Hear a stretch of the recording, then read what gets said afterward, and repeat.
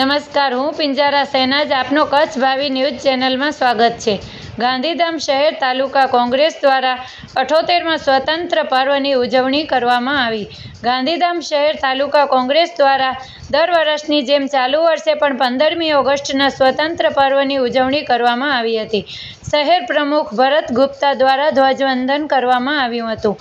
તાલુકા પ્રમુખ દેવેન્દ્રસિંહ ઝાલાની આગેવાનીમાં રાષ્ટ્રગાન ગાઈને ઝંડાને સલામી અપાઈ હતી। આ કાર્યક્રમમાં ભરતભાઈ સોલંકી, ચેતનભાઈ જોશી, નીતેશભાઈ લાલન, કાસમભાઈ ત્રાયા, બળવંતસિંહ ઝાલા, શેરબાનુ ખલીફા, અમિતભાઈ ચાવડા, પરબતભાઈ રબારી, પ્રતિક સિંગલ, જગદીશ ગઢવી, રમેશ પ્રજાપતિ, નાગસિંહ નોરિયા, ઝરણાબેન ઠક્કર, બાબુભાઈ આહિર, શબીરભાઈ કુરેશી, માયાભાઈ થારુ, શામજીભાઈ આગરિયા, ઈસાક કોરેજા, સંજયભાઈ રાઠોડ, શાહજહાં શેખ, RL નાગવાડિયા, શંકરભાઈ ગોબર, દશરથસિંહ ખંગરોત, રમેશભાઈ આહિર, સિકંદર પઠાણ, S કુમાર રાણા, અયુબભાઈ ખલીફા, બુદ્ધારામ મહેશ્વરી, આલારામભાઈ દાફડા, શાહીનબેન શેખ વગેરે ઉપસ્થિત રહ્યા હતા।